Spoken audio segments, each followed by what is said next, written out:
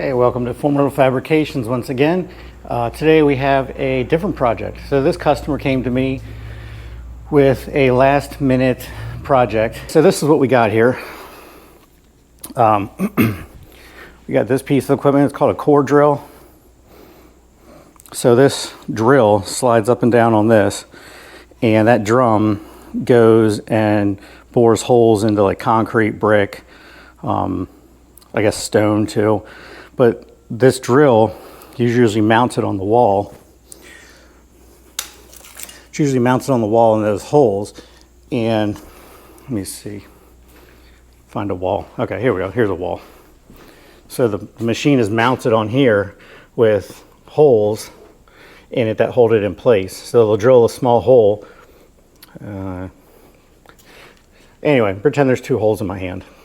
So they'll drill two holes in the concrete and then put some anchors in the holes, put this on, and then bolt my hand to the side of the soda machine, which holds the core drill in. But he said they have a big job that they're doing where every time they bolt this to the wall, the bricks are so old that this thing falls off. So what he wanted to do was put this mounted somehow onto their bobcat bucket so they could raise the bucket up, push it against the wall, and then use the track and the motor to drill through the wall. So he told me he had this thing. So what this is it's essentially like a hitch, and you stick a big pipe in there. On the end of it, it has some kind of claw of some sort that, or no, wait. Actually, it says Pro Dig on the side there. So it must have some kind of, it holds something that holds something, and then whatever. Bottom line is, he has a million of these things in his yard. So we're going to take this, weld a plate on this for that to bolt into this, and then this can also swivel so he can get all angles when he's drilling the cores in the walls.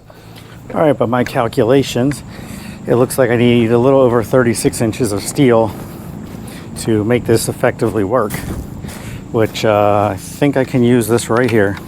So this is 8-inch C-channel, which you normally see on the sides of stairs, on metal stairs. This is what holds the steps actually in place. But it's also really good for all kinds of miscellaneous things I found. So anyway, let's get the saw and get this thing cut 3 foot.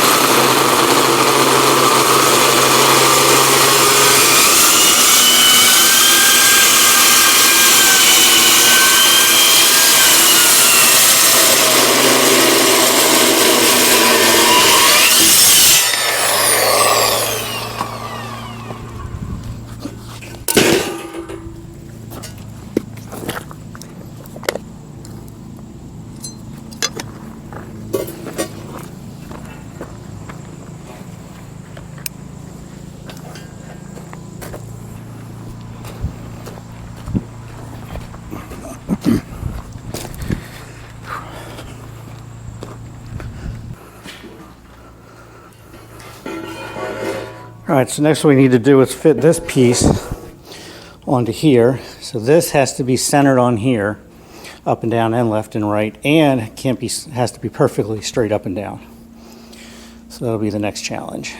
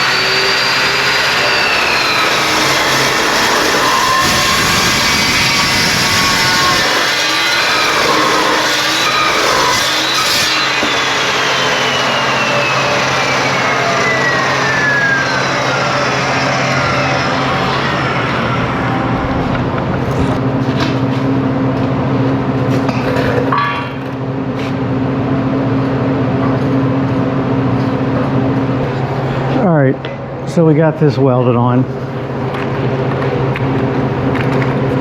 So we got this part welded on.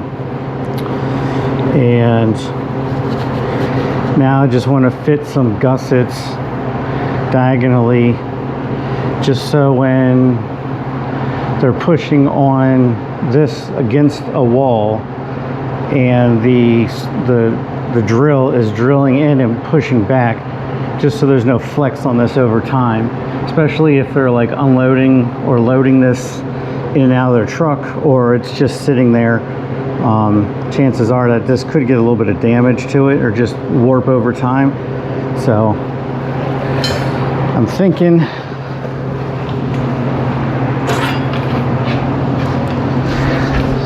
about using something kind of sturdy. I can't go all the way up here, because if I do, I'll block the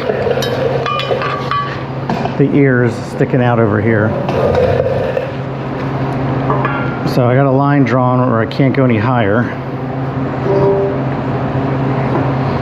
I'd like to get this at a 45.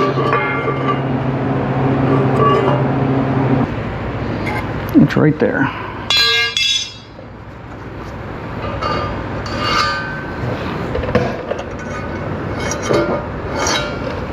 So if I cut these at 45s, they'll go on here, add some extra support without being extremely intrusive on the mechanism itself. And using this, it's going to leave some sharp angles, so we'll cut the angles and smooth them out. Same with these up here.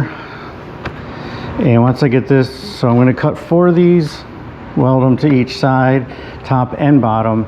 So the idea on this one is they can mount it to the top if they want to get up high, or if they have something that they have to drill low to the ground, they can flip it upside down and mount it down here and get something that's, say, maybe 2 or 3 inches above the ground. So if they use this, the lowest they can go is 36 inches, but if they can flip it around, then essentially you have from the bottom of the wall where it touches the floor all the way up to the ceiling, or up to the ceiling where the wall touches the ceiling. And then also this pivots on that, so then it can swing 90 degrees and they can get into corners as well. So we're trying to get all the bases covered, and it looks like it's working. All right, let's cut some more metal.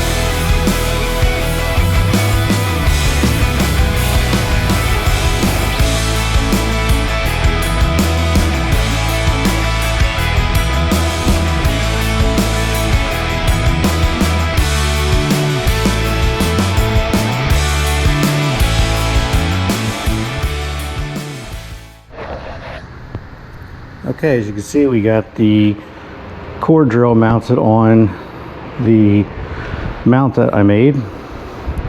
And in the process, I crushed my grease pencil. Wonderful. So we got all these welded up, mated down to there. I think it should provide tons of stability. So right now, we had just take the bolts out, and we had test fitted in there. So now I got to lift this thing up. I need to throw a coat of paint on this, and the client will be here in an hour to pick it up.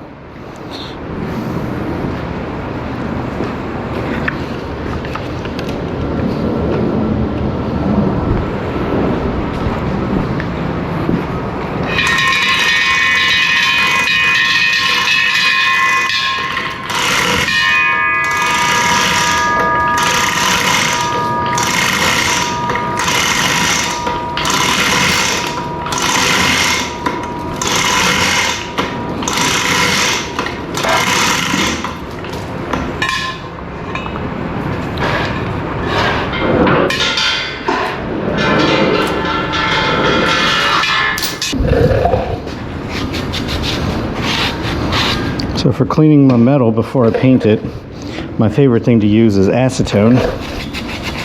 Seems to work the best, getting all the residue off, and the more important, it also gets all the residue off of the welds too, and any surface rust that's on the metal. The majority of it comes off, or at least the part that'll make a difference when I go to paint it.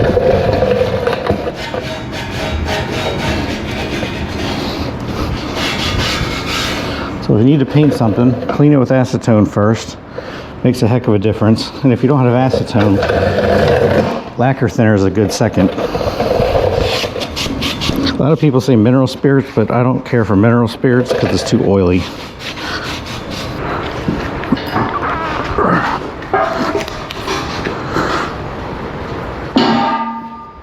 So far, the paint that I found that works the best is this Krylon Fusion all-in-one. For some reason, if you let it set for an hour or two, it becomes really hard.